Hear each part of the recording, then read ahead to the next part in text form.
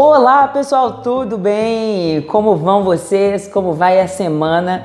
A gente começa aqui hoje mais um vídeo do Comunique. E hoje a gente vai falar um pouquinho sobre um tema muito importante e relevante, sobretudo no ambiente de trabalho, né? Então, vamos pensar um pouquinho aí. Você tem problemas para se comunicar no seu ambiente de trabalho? Você já teve alguma discussão com um colega ou com o gestor e no fim das contas percebeu que o problema era comunicação? Bom, a gente traz aí hoje uma pesquisa e vamos falar um pouquinho sobre esse tema. Então acompanha a gente, depois da vinheta a gente começa.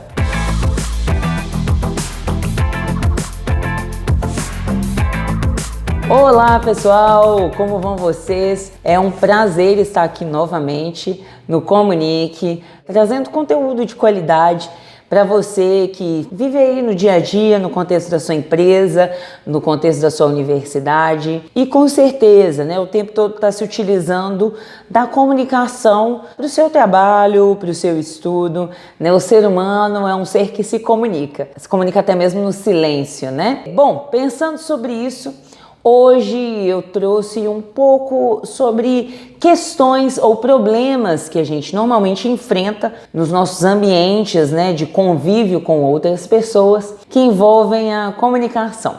Então, eu estava pesquisando sobre comunicação e problemas na comunicação interna das empresas. E aí eu achei uns dados muito interessantes e vou falar para vocês um pouco sobre isso, a gente vai discutir um pouco sobre esse tema. A pesquisa que eu estou mencionando foi feita pelo The Economist. Então eles fizeram um report, que seria um relatório, sobre as principais barreiras para a comunicação em ambientes de trabalho modernos. Então, no dia de hoje, quais seriam aí os problemas que as pessoas mais enfrentam no quesito comunicação, na comunicação interna da empresa? Então a gente precisa começar pensando que as empresas têm às vezes até um responsável sobre isso, né? Empresas maiores têm esse tipo de responsável que fica a cargo da comunicação interna da empresa. Então a gente tem sim um marketing interno que serve aí para motivação do pessoal, para identificação da equipe, uma questão de cultura, né? Se você quer saber um pouco mais sobre cultura, dá uma olhada aí nos conteúdos produzidos no blog da Team Hub, que é uma empresa especializada em cultura empresarial. E aí a gente sabe que às vezes é preciso também utilizar um marketing pessoal para quem está dentro da empresa. A comunicação interna da empresa já seria aí um outro âmbito, né? Seria a ideia de entender ou facilitar ou mediar da melhor forma tudo que se refere à comunicação interna, né? Então, a comunicação entre equipes diferentes, a comunicação entre gestores, a comunicação entre os gestores e as equipes, né? E aí por diante. Então, pensando sobre isso, né, nesses contextos, você pode pensar isso também em outros contextos de trabalho, né? Por exemplo, a própria universidade, uma escola também tem aí a sua comunicação, seja entre o professor e o aluno, sejam entre os colegas também. A gente tem também esse tipo de comunicação interna, né? Que é aí, com certeza, é uma questão importante para a qual a gente precisa dar atenção. Bom, então essa pesquisa, né, realizada pelo The Economist, ela foi intitulada Communication Barriers in the Modern Workplace. Então, seriam aí mais ou menos as barreiras de comunicação nos locais de trabalho modernos. Então, na atualidade, quais são aí os problemas que as pessoas enfrentam no ambiente de trabalho no quesito comunicação? E aí, ressaltando ou destacando 5 dessas barreiras, o The Economist traz aí, por exemplo, os estilos diferentes das pessoas. Então, pensa que na sua empresa tem aquela pessoa que já está há mais tempo na empresa, que já conhece, já trabalha muitos anos naquela empresa, já é provavelmente um gestor, um líder de equipe. E tem também aquele que acabou de chegar, seja um estagiário, seja um funcionário novo mesmo. E aí, como essas pessoas se comunicam? Bom, só de pensar na questão da idade, a gente já pode imaginar aí algumas diferenças. Por exemplo, no tipo de meios que eles utilizam para comunicação. Às vezes, se você é alguém mais aí entre os 20, 30 e poucos anos, você já usa o WhatsApp como se a pessoa do outro lado estivesse 24 horas por dia online, né? É isso que a gente faz, por exemplo, quando a gente manda mensagens urgentes e espera que a pessoa responda. Por exemplo, quando você chega na casa de uma pessoa e manda mensagem, cheguei. Você está esperando o quê? Que ela vai estar atenta ao celular e vai abrir o portão para você. Por outro lado, em outras gerações, não era uma ferramenta utilizada. Então, o estilo de comunicação para aquela pessoa é outro. Ela precisa do face-to-face, né? Ou do cara a cara, face a face. Ou ela prefere te ligar, falar com você no telefone. Então, um ponto aí ressaltado pela The Economist seria a questão da diferença de estilos. A gente tem que lembrar que o ser humano é, com certeza, heterogêneo, né? Então, você não tem pessoas iguais, nem mesmo dentro de uma família, né? Eu e meu irmão somos muito diferentes em muitos aspectos, mesmo tendo sido criados pelos mesmos pais no mesmo âmbito familiar. Então, isso que dirá fora da sua família, com outros colaboradores e gestores, né?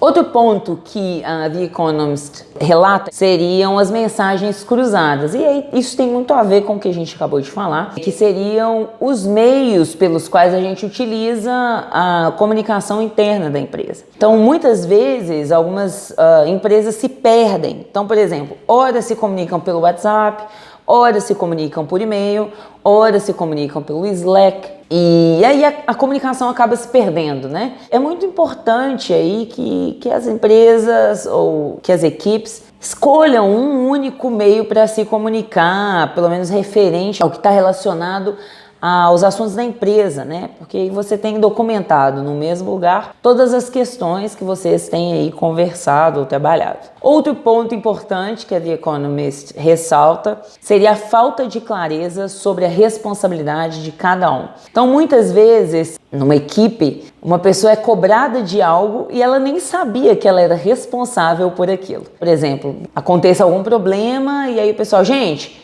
e aí, quem fez isso? E todo mundo fica, não, foi você, fulano? Não, foi você? Será que não era o fulano? Não, acho que era o ciclano que fazia isso. Então é muito comum também que às vezes a gente se perca, sobretudo em detalhes, né, do que seria parte da nossa função dentro de uma empresa. A outra questão seria pressão de tempo. Uma frase interessante aí seria que a pressa é inimiga da comunicação, assim como é inimiga da perfeição. Se você tem um trabalho feito sob pressão, muito provavelmente o gestor não vai ter como dar um feedback a tempo para aquele relatório, para aquele trabalho, para aquela arte do designer, no marketing. E sem esse feedback, a gente pode acabar terminando mal um projeto ou apresentando um produto com falhas ao cliente. Outra questão, dentro do tópico de tempo, é que quando a gente faz as coisas sem nenhuma antecipação, né, é difícil às vezes que haja uma comunicação entre as pessoas sobre o que já foi feito e o que ainda precisa ser feito. Então, se eu estou com o tempo corrido, preciso terminar um projeto, às vezes vai me tomar muito tempo entrar em contato com alguém e dizer, olha, eu terminei essa parte, vai fazendo essa. E aí no desespero, às vezes duas pessoas da equipe acabam fazendo a mesma coisa e aí você tem um retrabalho. Por fim, o último ponto que a gente vai ressaltar aqui seria a falta de uma liderança forte. Muitas pessoas confundem liderança forte com autoritarismo. Não, são coisas diferentes, tá, pessoal? Quando a gente fala de liderança forte, uma liderança forte é aquela atenta às necessidades do seu contexto e, de acordo com essa atenção, com um planejamento já estratégico para o bom funcionamento do trabalho da equipe. Então, se a gente pensar aí, por exemplo, um líder que se atenta ao perfil de cada um dos membros da sua equipe, e aí existem empresas especializadas nisso, como a própria Team Hub, que eu citei agora há pouco, vou colocar aqui embaixo o link para o site deles. Então, se eu sei que o perfil do meu colaborador é, por exemplo, trabalhar de modo mais individual, eu não posso colocar ele numa sala trabalhando com uma equipe gigantesca. E aí ele vai ficar desatento, vai ter dificuldade para finalizar o trabalho. Por outro lado, eu não posso pegar alguém que é da comunicação, que conversa, que tem mais facilidade para lidar com equipes. Não posso colocar essa pessoa atrás de um computador o dia inteiro. Essa pessoa vai ficar extremamente frustrada. Então, um líder forte é aquele líder que está atento a essas questões, está atento à cultura da empresa, sabe comunicar aos outros colaboradores a cultura da sua empresa, os seus objetivos, sabe incentivar a sua equipe, sabe admitir quando erra e sabe delegar ou pedir ajuda quando necessário. Ok, pessoal, então são esses 5 problemas aí levantados pelo report, o relatório da The Economist. E na próxima semana a gente vai trazer um vídeo sobre algumas dicas para você levar para solucionar alguns desses problemas, ou pelo menos para indicar caminhos para resolver essas questões na sua empresa, ok? Um abraço, foi um prazer falar com vocês mais esse dia. E não esquece de curtir o vídeo se você gostou, fazer o seu comentário, se inscrever no canal e compartilhar com seus amigos. Você já sabe, se você tem uma boa ideia, comunique. Um abraço e até a próxima!